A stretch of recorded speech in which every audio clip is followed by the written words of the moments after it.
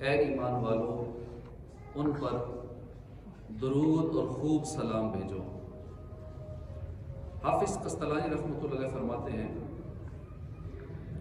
کہ اللہ پاک جلال اور عظمت و شان والا، اللہ پاک انتہائی بے نیاز ہونے کے باوجود اپنے محبوب پر درود بھیجتا ہے۔ فرشتے ہمیشہ عبادت میں رہتے ہیں، اس کے باوجود درود بھیجتے ہیں۔ اللہ کا قرب پانے کے لیے فرشتے درود بھیجتے ہیں۔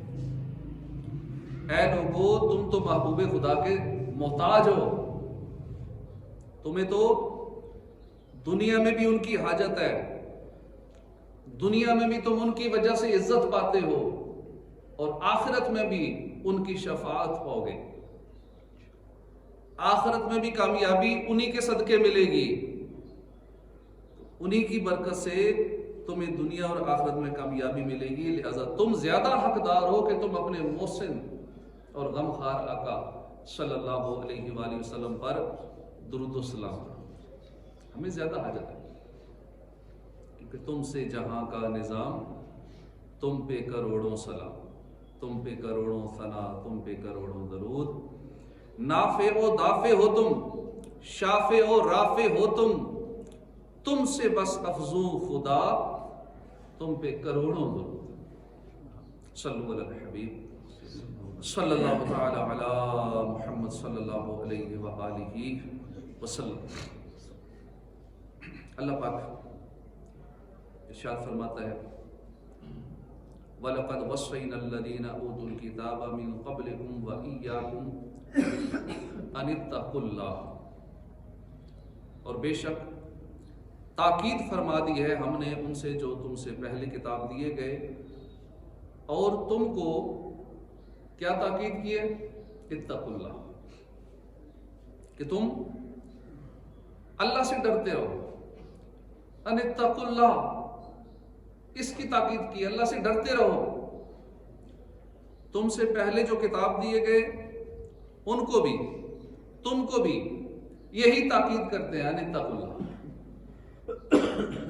ہمارے خالق، ہمارے مالک، ہمارے پیارے اللہ پاک نے مجھے، آپ کو، ہم سب کو،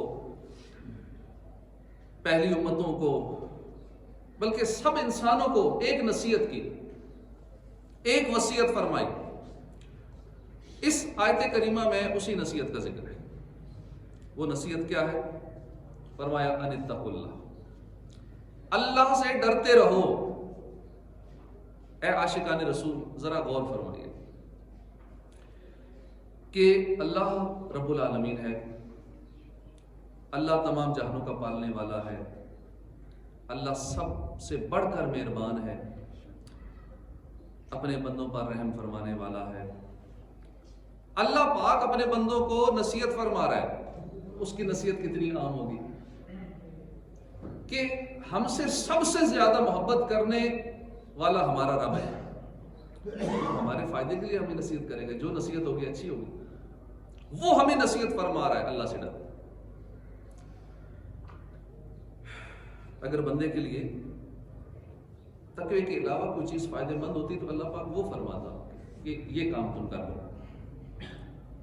زیادہ بھلائی والی ہوتی تو اللہ پاک اپنے بندے کو ضرور اسی کی تاکید فرماتا، مگر اللہ پاک نے تقوی اختیار کرنے کی تاکید فرمائی۔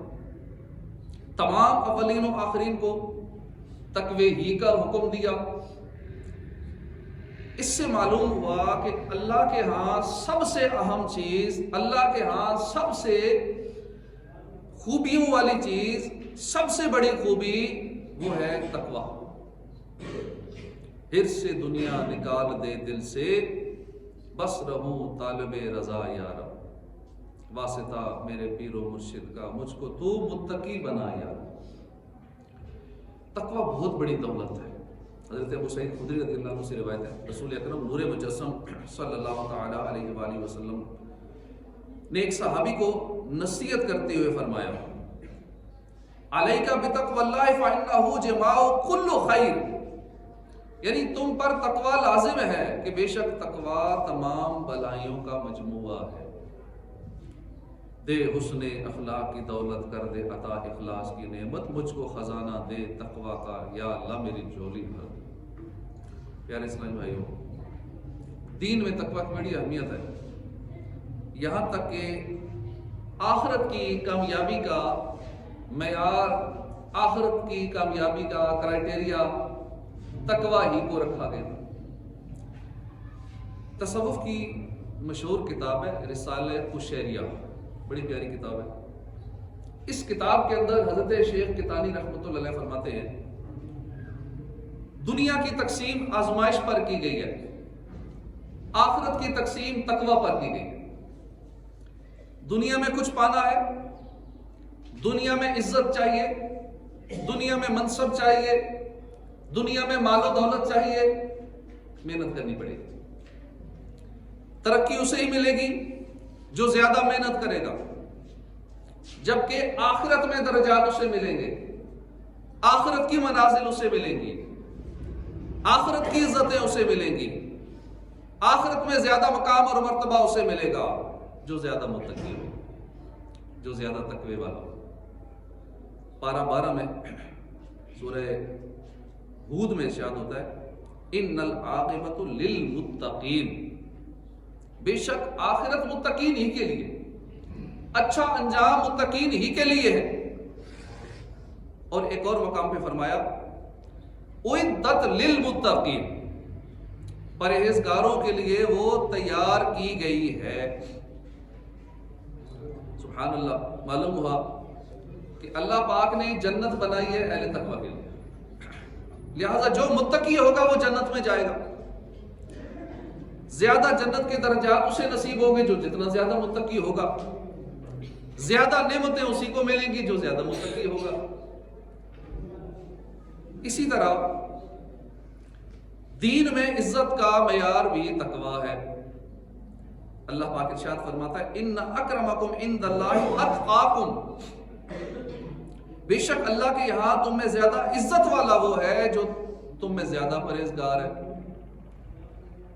اس آیت سے معلوم ہوا کہ اللہ کی بارگاہ میں عزت و فضیلت کا مدار نسب نہیں ہے، مال و دولت شہرت نہیں ہے، زیادہ لائکس فالورز نہیں ہے۔ اللہ کے ہاں سب سے زیادہ جو عزت کا فضیلت کا مدار ہے وہ ہے پرہیزگاری۔ لہذا ہر مسلمان کو چاہیے کہ اپنے منصب پر، اپنے اس پر نسب پر فخر نہ کرے، میں فلاں ہوں، میری قوم فلاں ہے۔ عموماً بڑے شوق سے فخر سے بتاتے ہیں میں فلاں صاحب، اپنی قوم کا تعارف کراتے ہو نا، ایک اکڑ، ایک فخر، ایک تکبریہ وہ انداز، ہماری قوم والے ایسے ہوتے ہیں، ہم یوں ہوتے ہیں، ہمارے یہ فلاں والا خاندان ہے، اس پہ فخر کیا جاتا ہے۔ اس سے بچنا چاہیے، تقوی اور پرہیزگاری اختیار کرنی چاہیے۔ اللہ کی بارگاہ میں اسے عزت و فضیلت نصیب ہو تاکہ اگر وہ تقوی اختیار کرے۔ عربی شاعر نے کہا ہے کہ ما یصنع العبد بعز الغنا والعز کل العز للمتقی، انسان مال و دولت کی عزت کا کیا کرے گا، عزت تو ساری کی ساری متقی کے لیے۔ علماء کرام فرماتے ہیں کہ قرآن پاک میں اہل تقوی کے بہت سارے فضائل بیان کیے گئے ہیں اور اہل تقوی کو بہت ساری بشارتیں دی گئی ہیں۔ مثلا اہل تقوی کو اللہ کی خصوصی مدد اور نصرت نصیب ہوتی ہے۔ تقوی والوں کو دنیا کی عزت بھی ملتی ہے، آخرت کی عزت بھی ملتی ہے۔ تقوی والوں کو علم دیا جاتا ہے، حکمت بھی دی جاتی ہے۔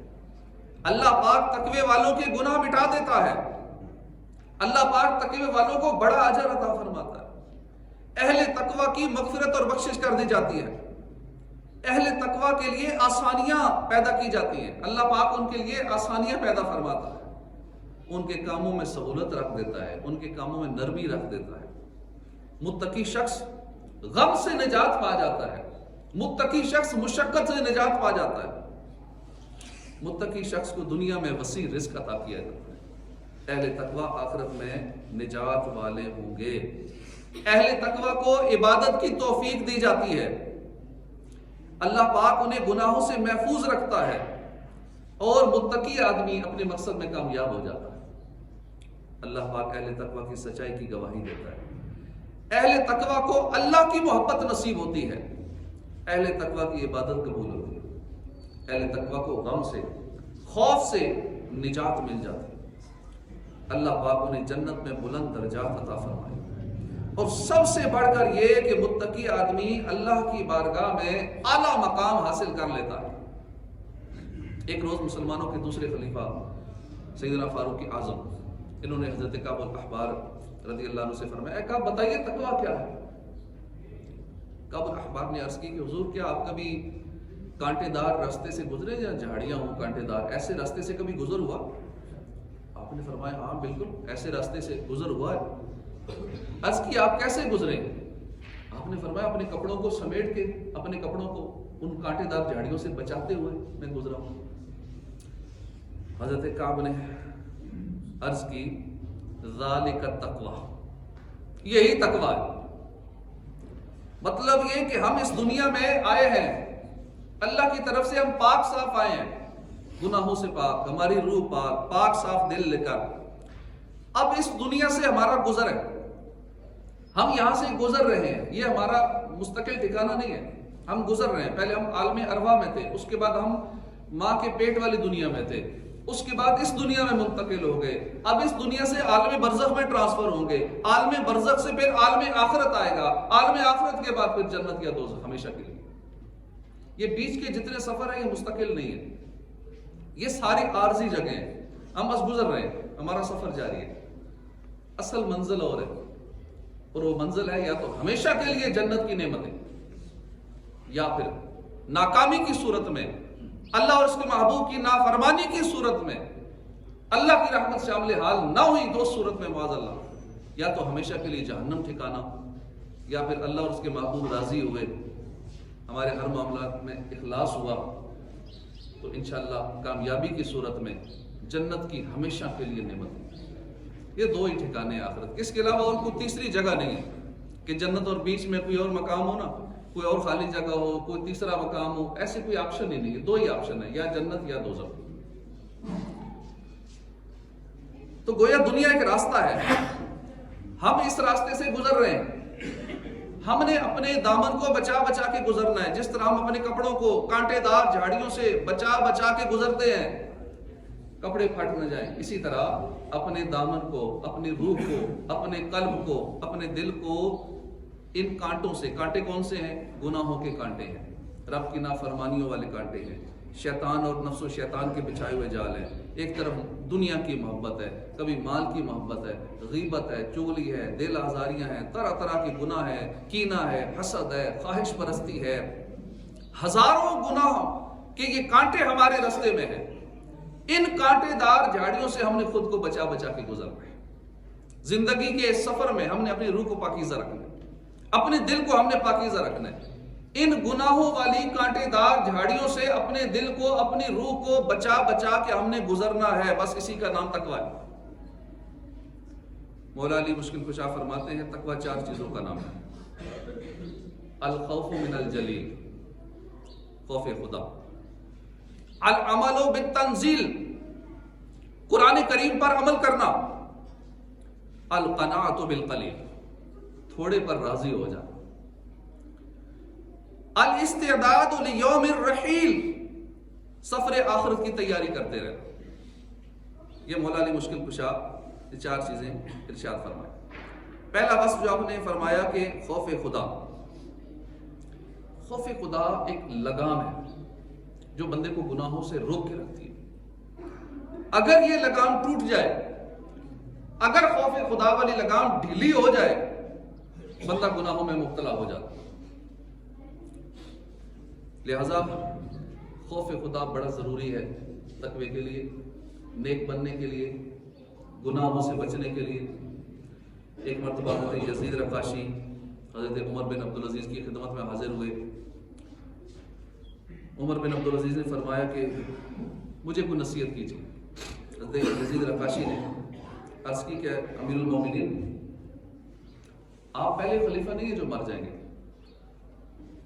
آپ سے پہلے بھی جو بادشاہ گزرے سارے مر گئے، عمر بن عبدالعزیز رونے لگے. فرمایا اور نصیحت کیجئے. یزید رقاشی رحمت اللہ علیہ نے کہا آپ سے لے کر آدم علیہ السلام تک جتنے لوگ آئے، جتنے بھی آبا و اجداد آئے، سارے دنیا سے چلے گئے، سارے مر گئے. آپ اور رونا شروع ہو گئے، رقت طاری ہو گئی. فرمایا مزید نصیحت کرو. حضرت یزید رقاشی نے کہا جنت اور دوزخ کے درمیان کوئی منزل نہیں ہے، جنت اور دوزخ کے علاوہ کوئی اور آپشن نہیں ہے، کوئی اور ٹھکانہ نہیں ہے، دو ہی ٹھکانے ہیں، یا جنت ہے یا دوزخ. یہ بات سن کر عمر بن عبدالعزیز پر خوف خدا طاری ہو گیا، رقت طاری ہو گئی، بے ہوش ہو کر زمین پر گر گئے. اے عاشقان رسول، دیکھیے کیسا خوف خدا ہے. عمر بن عبدالعزیز خلیفہ تھے، آپ کے پاس حکومت تھی، تاج و تخت، اختیارات. یہ وہ چیزیں ہیں کہ جو عموماً بندے کو سرکش بنا دیتی. جب تک عہدہ، حکومت، دولت، منصب یہ نہیں ہوتا تب تک عموماً لوگ ٹھیک رہتے ہیں. جیسے ہی یہ چیزیں آ جاتی ہیں، اکڑ آ جاتی ہے، انداز بدل جاتے ہیں، رویہ تبدیل ہو جاتا ہے. وہی لوگ ووٹوں کے لیے نہ جانے کیا کیا کرتے ہیں. جب ووٹ لے کے منصب پہ آ جاتے ہیں، اس کے بعد لفٹ نہ کرانا تو ایک معمولی سی بات ہے، اس کے علاوہ ظلم و ستم کرنا، بدلے لینا، مخالف پارٹیوں سے پچھلے سارے بدلے گن گن کر چن چن کر لینا، یہ سارا منصب کا نشہ، عہدے کا نشہ، دولت کا نشہ اس وجہ سے ہوتا ہے. بندے کو اختیار مل جائے تو پھر بندہ گناہوں پہ دلیر ہو جاتا ہے. لیکن عمر بن عبدالعزیز اتنی بڑی سلطنت کے بادشاہ، اتنے بڑے حکمران کہ پاکستان جیسے کئی ملک ان کی حکمرانی میں آ جائے، ان کی سلطنت میں، اتنے متقی پرہیزگار، خوف خدا والے، تقوی والے.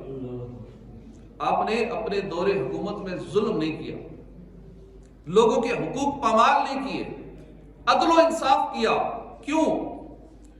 اس لیے کہ آپ تقوی والے تھے، خوف خدا والے، اللہ کا ڈر تھا. اس لیے عمر بن عبدالعزیز نے صحیح حکمرانی کی. عمر بن عبدالعزیز کے دور میں کوئی غریب نہیں رہا. 2.5 سال کے عرصے میں ایسی حکومت کی کہ کوئی غریب نہ رہا. زکوٰۃ دینے کے لیے نکلتے، لینے والا بندہ ملتا نہیں تھا، خالی واپس لوٹ آتے تھے پیسے لے کے، لینے والے کوئی نہیں، سارے امیر ہو گئے. ایسا حکمران جس کو خوف خدا ہو، جو متقی ہو، پرہیزگار ہو، وہ نظام کو بدل سکتا ہے. جس کو اپنی پرواہ نہیں ہے، جو خود گناہوں میں مبتلا ہے، جو خود اللہ اور اس کے محبوب کا نافرمان ہے، اس نے کیا بدلنا ہے؟ جو خود کو نہیں بدل سکتا، اس نے معاشرے کو کیا بدلنا ہے؟ تو یہ خوف خدا عمر بن عبدالعزیز کا تھا. اللہ پاک ہمیں بھی ان کے نقش قدم پہ چلنے کی توفیق عطا فرمائے. تو معلوم ہو کہ گناہوں سے بچنے کے لیے تقوی حاصل کرنا، خوف خدا، یہ بڑا ضروری ہے. خوف خدا حاصل کرنے کے لیے کیا کیا جائے؟ تلاوت قرآن کی کثرت کی جائے، اس کے اپنے معمولات میں، روٹین میں یہ چیز شامل کر لی جائے، اور ان آیات کو زیادہ پڑھا جائے جہاں پہ عذاب کا ذکر ہے، جہنم کا تذکرہ ہے، اسی طرح قیامت کا ذکر ہے. ان آیات کو بار بار پڑھیں، ترجمہ پڑھیں، تفسیر پڑھیں، اور ان تصورات کو ذہن میں بٹھائیں، بار بار اس کو پڑھیں. انشاءاللہ توجہ سے پڑھیں گے تو تقوی نصیب ہوگا، خوف خدا نصیب ہوگا. احادیث کے اندر جو خوف خدا والی باتیں آئی ہیں، احادیث بیان ہوئی ہیں، ان کو پڑھا جائے. خوف خدا پر مبنی کتابوں کا مطالعہ کیا جائے، خوف خدا رکھنے والے بزرگان دین کی سیرت کا مطالعہ کیا جائے، اور اپنے شیڈول بنا لیں، جدول میں شامل کر لیں. ہفتے میں کم از کم ایک بار قبرستان میں ضرور حاضری دیں. جب قبروں کو دیکھیں گے، بظاہر یہ مٹی کے ڈھیر نظر آ رہے ہیں، بظاہر اوپر سے ایک جیسے ہیں، لیکن اندر کی کیفیت الگ الگ ہوتی ہے. کوئی عذاب میں ہے، کسی کی قبر جنت کا باغ ہے، کسی کی قبر جہنم کا گڑھ ہے. پھر اپنی موت کو یاد کریں کہ ایک دن میں بھی اس زمین کے اندر ہوں گا، میری بھی قبر ایسی ہوگی. اب نہ جانے میرا قبر کے اندر کیا حال ہوگا. قبرستان جانے کا معمول رکھیں، فاتحہ شریف پڑھیں، اور ساتھ اپنی موت کو، اپنی قبر و آخرت کو یاد کریں کہ میں بھی بے بس ہو جاؤں گا. جب میں قبر میں جاؤں گا، میری بے بسی، بے کسی کا کیا عالم ہوگا. پھر قبر کے معاملات پر غور کیا جائے، اس سے انشاءاللہ خوف خدا کی دولت نصیب ہو. میرے اشک بہتے رہیں کاش ہر دم تیرے خوف سے یا خدا یا الہی، تیرے خوف سے تیرے ڈر سے ہمیشہ میں تھر تھر رہوں کانپتا یا الہی۔ دوسری نصیحت جو مولا علی مشکل کشا نے فرمائی ہے کہ قرآن پاک پر عمل کرنا۔ جو اہل تقویٰ کے 4 اوصاف بیان کیے گئے ہیں اس میں دوسرا وصف ہے قرآن پاک پر عمل کرنا۔ العمل بالتنزیل، قرآن پاک پر عمل کرنا، یہ بھی بہت اہم اور انتہائی وصف ہے۔ امام شعرانی فرماتے ہیں اللہ کے نیک بندوں کے اخلاق میں سے ہے کہ جب انہیں قرآن و شریعت کی روشنی میں کسی کام کا واضح حکم ہوتا ہے تو وہ کرتے ہیں، اگر واضح حکم معلوم نہیں ہوتا اس وقت تک وہ کام نہیں کرتے، انہیں ڈاؤٹ ہوتا ہے پتہ نہیں شریعت نے کیا حکم دیا۔ بخاری اور مسلم کی روایت ہے، ایک مرتبہ چند صحابہ سفر پر تھے، راستے میں ایک مقام پر ایک شخص نے صحابہ سے عرض کیا کہ ہمارے سردار کو بچھو نے ڈس لیا ہے، ڈنگ مار لیا ہے، ہمارے ساتھ کوئی آئے اور ان کو دم کر دیں۔ چنانچہ ایک صحابی گئے، انہوں نے جا کر سورہ فاتحہ پڑھ کر اس مریض پر دم کیا۔ تو کہتے ہیں نا دم میں کیا رکھا ہے، شرک ہے، بدعت ہے، تو دم میں بڑا دم ہوتا ہے، جن کے دم میں دم نہیں ہے وہ ایک الگ معاملہ ہے۔ یہ صحابہ سے ثابت ہے اور کئی روایت سے یہ ثابت ہے دم کرنا۔ تو صحابی گئے، انہوں نے دم کیا، سورہ فاتحہ پڑھی، اس کی برکت سے وہ ٹھیک ہو گیا۔ اب ان لوگوں نے ان صحابی کو کچھ بکریاں پیش کی، انہوں نے بکریاں لے تو لی، مگر پھر خیال آیا پتہ نہیں یہ بکریاں میرے لیے جائز بھی ہے یا نہیں۔ انہوں نے بکریوں سے نفع حاصل نہیں کیا۔ جب واپس مدینہ منورہ حاضر ہوئے، حضور کی بارگاہ میں ساری صورتحال عرض کی، حضور نے ان بکریوں سے نفع حاصل کرنے کی اجازت عطا فرمائی، تب وہ مطمئن ہوئے اور ان بکریوں سے فائدہ اٹھایا۔ صحابہ کا تقویٰ دیکھیے کہ دم کے بدلے میں انہوں نے بکریاں دی، یعنی اگر کوئی دم کرتا ہے اس کے بدلے میں تعویذات دیتا ہے، کوئی پیسے لیتا ہے تو لینا جائز ہے۔ اب جو تعویذات ہمارے یہاں فری میں دیے جاتے ہیں، وہی تعویذات 4-4 5-5 لاکھ روپے میں دیے جاتے ہیں، اس کی قدر زیادہ ہوتی ہے۔ میں نے 4 لاکھ میں تعویذ لیا ہے۔ وہی نقشے ارکارہ اور دیگر اس طرح کے تعویذات جب پیسوں کے ملتے ہیں بڑی اس کی قدر ہوتی ہے اور بڑا پھر وہ پروٹوکول بھی دیتے ہیں دینے والے کو، لیکن جب فری میں مل جائے تو پھر اس کو قدر بھی نہیں ہوتی، پھر آتے جو گم ہو گیا تھا ایک اور دے دیں، پتہ نہیں کہاں چلا گیا، جو سنبھال کے نہیں رکھا، فری میں ملا ہے اس لیے نہ سنبھال کے رکھا جاتا ہے نہ توجہ دی جاتی ہے۔ تو تعویذات کی اچھی خاصی قیمت لوگ لیتے ہیں، تو ٹھیک ہے لینا جائز ہے، یہ ثابت ہے۔ ان صحابی کو بکریاں دی گئی، حضور نے فرمایا ٹھیک ہے جائز ہے، آپ نے دم کیا انہوں نے بکریاں دی، جائز ہے۔ لیکن یہاں سمجھنے کی بات یہ ہے کہ صحابی کو جب مال ملا انہوں نے یہ نہیں کہا ٹھیک ہے آ رہا ہے تو جیسا ہے ویسا، جیسے ہماری سوچ ہوتی ہے ٹھیک ہے مال آ رہا ہے، سوچتے نہیں ہے کہاں سے آ رہا ہے، کیسا آ رہا ہے، جائز ہے ناجائز ہے، حلال ہے حرام ہے۔ وہ رکے جب تک شرعی حکم نہ معلوم کر لیا تب تک اس مال کو ایکسپٹ نہیں کیا، فائدہ نہیں اٹھایا۔ کاش ہم بھی اپنی عادت بنا لیں، جب تک شریعت کی روشنی میں کسی چیز کا حکم معلوم نہ کر لیں، جب تک ہمیں کنفرمیشن نہ ہو جائے کہ یہ کام جائز ہے یہ حلال ہے، اس وقت تک وہ کام نہ کریں۔ ہمیں آفرز آتی ہیں آئے دن، یہ کریں اتنے لاکھ ملیں گے، یہ کریں اتنے کروڑ کما لیں گے، یہ پیکج ملے گا وہ پیکج ملے گا، یہ فری انکم کے اتنے ذرائع ہیں، یہ آن لائن انکم ہے، بغیر کچھ کیے یہ انکم مل جائے گی، یہ کوئی بھی انکم آ رہی ہے، ٹھیک ہے بہت ساری چیزیں ہوتی ہیں، ہو رہی ہیں، لوگ کما رہے ہیں، لیکن سب سے پہلے یہ دیکھیں وہ کمائی کا ذریعہ جائز بھی ہے یا نہیں۔ جو بھی آن لائن ارننگ ہے، آف لائن ارننگ ہے، جیسی بھی ارننگ ہے، جو بھی آمدنی ہے، جاب کے ذریعے ہے، کاروبار کے ذریعے ہے، جیسی بھی ہے پہلے دیکھ تو لو بھائی جائز ہے یا نہیں۔ بس جیسے ہی کوئی نئی آفر آئی، فلاں جی کرپٹو کرنسی آ گئی، بٹ کوائن آ گیا، فلاں فارکس ٹریڈنگ آ گئی، یہ کر لیں وہ کر لیں، چپ کر کے کر لیتے ہیں۔ بھائی پہلے دیکھو جائز ہے یا نہیں، اور پھر جائز میں بھی ہر ایک کے فتوے نہیں دیکھ لینے چاہیے، مخصوص کچھ لوگ ہیں جو لاکھوں روپے میں فتوے دیتے بھی ہیں، جو صحیح دارالفتہ اہل سنت کے فتوے ہیں اس کے مطابق دیکھ کے تو پھر وہ چیز کرنی چاہیے۔ اچھا بعض بات کہیں کو سمجھایا جائے یہ ناجائز ہے، کیونکہ انکم زیادہ آ رہی ہوتی ہے ان کو، تو پھر ان کو اچھا نہیں لگتا ناجائز بتانے والا، مجھے لاکھوں روپے مانا آ رہا ہے مفت کا، تو انہوں نے منع کر دیا، تو پھر منع کرنے والا بتانے والا، بھئی آپ کو بتایا جا رہا آپ کی آخرت کی بہتری کے لیے، حلال کا تھوڑا ہوگا اس میں برکت ہوگی، حلال کا تھوڑا سا ہوگا اس میں برکت ہوگی، حرام کا کروڑوں روپے کما لیں گے برکت نہیں ہوگی، سکون نہیں ہوگا، دنیا میں بے سکونی، آخرت تو برباد ہونی ہے۔ اپنی آخرت کو دو پہ لگاتے ہیں، اس لیے ہمیں کوئی بھی کام چاہے انکم والا ہو یا اس کے علاوہ کوئی معاملہ ہو، پہلے شریعت کا حکم دیکھ لیں کیا ہے، اس کے بعد اس پہ عمل کریں۔ تیسری چیز مولانا نے فرمایا قناعت، القناعت بالقلیل، تھوڑے پر قناعت کر لینا، قسمت پر راضی ہو جانا، یہ بھی تقوی کے لیے بنیادی مسئلہ ہے۔ بہت سارے ایسے گناہ ہیں جو حرص کی وجہ سے ہوتے ہیں، لالچ کی وجہ سے ہوتے ہیں، لالچ کی وجہ سے ہی رشوت کا لین دین ہوتا ہے، لالچ کی وجہ سے ہی سودی کاروبار ہو رہا ہے، لالچ کی وجہ سے ہی لوگ حرام ذرائع سے روزی کما رہے ہیں، لالچ کی وجہ سے ہی لوگ یتیموں کا مال کھا رہے ہیں، لالچ میں آ کر ہی بھائی کا قتل کر رہا ہے۔ حتیٰ کہ لالچی طبیعت کے لوگ غیر مسلم ممالک میں جانے کے لیے اپنے ڈاکومنٹس میں غیر مسلم بھی لکھوا دیتے ہیں، کہتے خیر باہر جانا ویزا لگے، میں تو خالی لکھوا رہا ہوں، لکھوانے سے کیا ہوتا ہے اگر کوئی اپنے آپ کو غیر مسلم لکھتا ہے نا، وہ غیر مسلم ہو جاتا ہے، کافر ہو جاتا ہے۔ اگر کوئی مذاق کے طور پہ گئے، ایکٹنگ کے طور پہ گئے کہ میں تو ویسے ڈرامے میں کام کر رہا تھا تو مجھے وہ کریکٹر ایسا مل گیا غیر مسلم والا، کریکٹر مل گیا تو بھی ہو گیا، یا کہا کہ میں فیوچر میں کافر ہو جاؤں گا تو وہ اسی وقت ہو گیا، فیوچر کی ضرورت نہیں، بات کی ضرورت نہیں، اسی وقت ہو گیا۔ یہ اتنا نازک معاملہ ہے ایمان کا، لیکن لالچ میں آ کر لوگ غیر مسلم لکھ دیتے ہیں ڈاکومنٹس کے اندر۔ لہٰذا جو بندہ اللہ کے دیے پر راضی ہو جائے تو وہ خوش نصیب ہے، وہ متقی ہے۔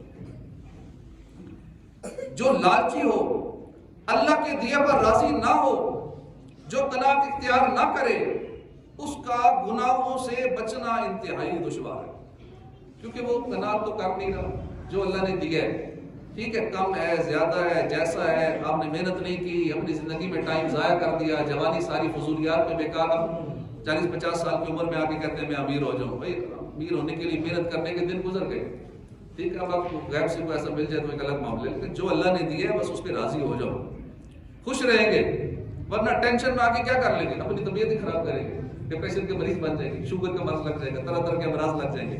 جو اللہ نے دیا اس پہ راضی ہو جائیں، خوش رہیں، اللہ کا شکر ادا کریں۔ سکون چاہیے نا، اللہ کی یاد میں دلوں کا چاہیے، الا بذکر اللہ تطمئن القلوب۔ سکون کے لیے سارا کچھ کر رہے ہیں، دولت کے پیچھے کیوں لگے ہیں؟ سکون مل جائے، زیادہ مال ہے سکون مل جائے، شہرت کیوں چاہیے؟ سکون مل جائے، فلاں منصب مل جائے، سکون آ جائے گا، بڑا عالیشان گھر بنا لو سکون مل جائے گا، بڑی سی گاڑی آ جائے سکون۔ ان چیزوں میں سکون نہیں ہے، سکون صرف الا بذکر اللہ تطمئن القلوب، اللہ کی یاد ہی میں دلوں کا چین ہے۔